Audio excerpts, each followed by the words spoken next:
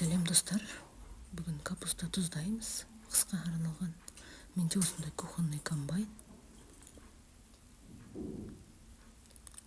5 үлкен капуста, 40 қабат, 4 сәбіз алдық.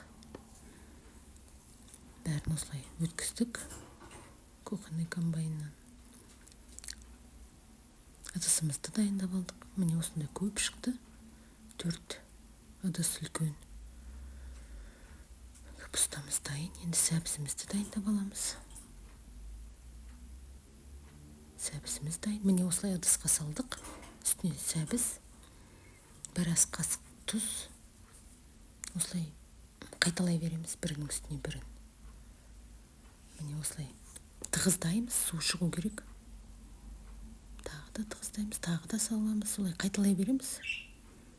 Міне осылай дайын ыдысымыз.